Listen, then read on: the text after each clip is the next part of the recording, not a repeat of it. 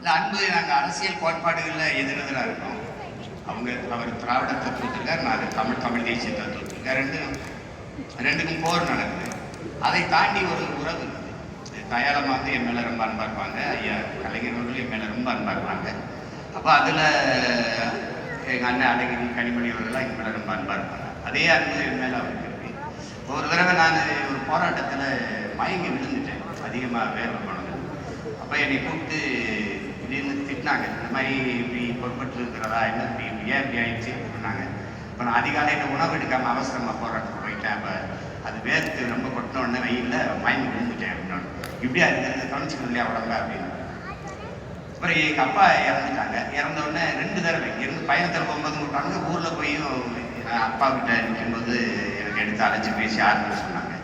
இப்போ இது வந்து அரசியலை தாண்டிய மனித உறவும் மாண்பும் வந்து பேணி காக்கப்பட வேண்டிய ஒன்று. அதில் எங்கள் 2 பேருக்கு இந்த அன்புல வந்து இடைவெளி இல்லை.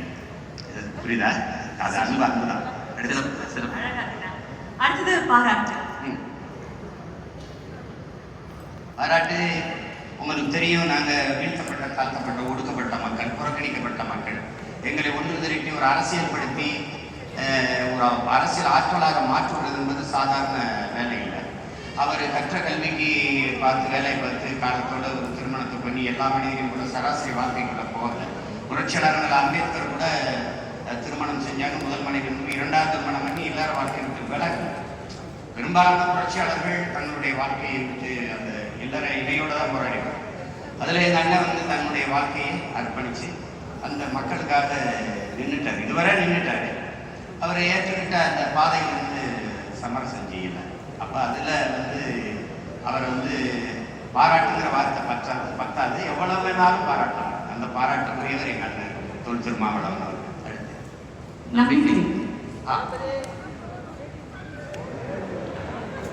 அது வந்து ஒரு சாதாரண வேளாண்குடி மகன், ஒரு எளிய மகன். அவர் நாட்டின் முதன்மை அமைச்சராக வர முடியும் அப்படிங்கிறது ஒரு வந்து சான்று. ஒரு வாரிசு, இந்த புகழ்பெற்ற திரைப்பட கலைஞராக இருக்கணும். அவருக்கு நேரம் அந்த மாதிரி இருக்கணும். இல்லை புரியுது நினைக்கணும். இல்லைன்னா ஒரு அப்பா மந்திரியாக இருந்திருக்கணும், முதலமைச்சராக இருந்திருக்கணும். அப்படி இல்லை, சாதாரண மகனும் ஒரு கீழ்நிலையிலிருந்து ஒன்றிய செயலாளராக வாழ்க்கையை தொடங்கி வேளாண்குடி மகனாக இருந்து வந்து இந்த நாட்டின் முதன்மை பொறுப்புக்கு வர முடியும் என்று காட்டியது வந்து ஒவ்வொருத்தருக்குமான ஒரு நம்பிக்கை. அறிவுரை.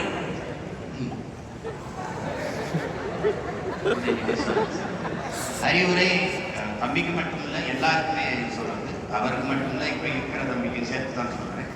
எப்படின்னா நம்மளை வந்து தயார் பண்ணிக்கணும், நிறைய தயார் பண்ணிக்கணும். இப்போ இதில் வந்து மொழி, கலை, இலக்கியம், வரலாறு, அறிவியல், புவியியல், சூழியல், உளவாண்மை, உலக பொருளாதாரம், அரசியல், இது எல்லாம் வந்து கற்றுத்தர வேண்டிய தேவை உங்களுக்கு புரிது நினைக்கிறேன். அதெல்லாம் நாமளே தயார் செஞ்சுக்கணும். நமக்கு வாய்ப்பு கிடைச்சிருக்கு, அதை தக்க வைக்கணும்னா அதுக்கான தகுதியை நம்ம வளர்த்துக்கிட்டே இருக்கணும். அதை விட்டுறக்கூடாது. நம்ம வந்து சேர்ந்துட்டோமே, நம்ம தான் வந்துட்டோமே, நம்ம பிரதமர் ஆகிட்டோமே, நம்ம முதல்வர் ஆகிட்டோமே. நீங்கள் அதுக்கு சான்று நீங்கள் மோடி எடுத்துக்கலாம். அவருடைய கருத்தையிலேயே கோட்பாடுகளையும் நாங்கள் ரொம்ப தூரத்தில் முரண்படுறோம், அதை எதிர்த்து நாங்கள் போரிடுறோம். ஆனால் ஒன்று நீங்கள் நினச்சிங்கன்னா நம்ம தான் பிரதமர் ஆகிட்டோம் அப்படிங்கிற மிதப்போ திமுறோ இருக்காது. மதியம் டெல்லியில் பேசிருப்பாரு, இரவில் வேற ஒன்று பேசிருப்பாரு, காலையில் வேற ஒன்று பேசிருப்பாரு. இந்த வயதில் இவ்வளோ உழைக்கிற ஒருத்தரை வந்து நீங்கள் பார்க்கவே முடியாது. 3வது முறை பிரதமராகியும் அவரை எங்கேயாவது சோர்ந்து பார்த்துருக்கீங்களா? அப்போ என்னன்னா, அப்போ ஹிட்லர் சொன்னது தான் எனக்கு ஞாபகம் வரும். நீ வந்து வெல்லுகிற வரை குதிரை மாதிரி ஓடணும், வெற்றி நான் குதிரையை விட வேகமாக ஓடணும், அப்போ தான் உன்னால் வெற்றியை தக்க வைக்க முடியுங்கிறான்.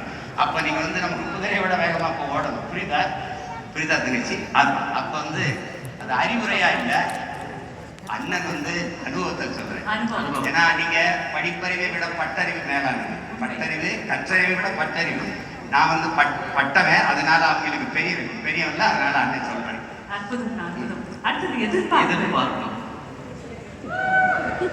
எதிர்பார்ப்பு தம்பி வந்து அவருக்கு ஒரு பெரிய தலைவனாகி இந்த நாட்டுக்கு சேவை செய்யணும்னு இருக்கு. அதில் அவருக்கு வந்து தேடல் இருக்கு. அதுக்கு தன்னை தயாரித்து கொண்டு வர்றாரு. அதில் நான் பார்க்குறேன், கூடவே இருந்து பார்க்குறேன். இப்போ அவர் வந்ததுலேருந்து கவனிக்கிறேன்ல, பல பதவி விட்டு வந்ததுலேருந்து பார்க்குறேன். அதுக்கான தயாரிப்பை செய்து கொண்டு வர்றாரு. அதனால அவர்கிட்ட எனக்கு எதிர்பார்ப்பு இருக்கு. இந்த நாட்டுக்கு இந்த நாட்டு மக்களுக்கு பணியாற்றுகிற ஒரு நல்ல தலைவராக வளர்ந்து வருவார்னு எதிர்பார்ப்பு இருக்கு. கடைசியா நட்பு.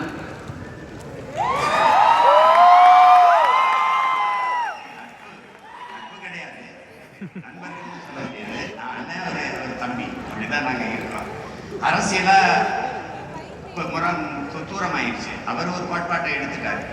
தம்பி வர்ற வரைக்கும் எனக்கு தெரியாது, வரும்போது வரட்டும். அவரது இது வரைக்கும் இருக்கிற வேற அரசியலை, இந்த அரசியலை விட்டு வேற அரசியலை தொடுவார்னு நினைச்சா அவர் அதே திருப்பி தொட்டுட்டாரு. அப்ப நாங்க 2 பேரும் ரொம்ப தூரத்துக்கு வந்துட்டோம். இப்போ அடிப்படையில் உங்களுக்கு திராவிட கோட்பாட்டில் நேர் எதிராக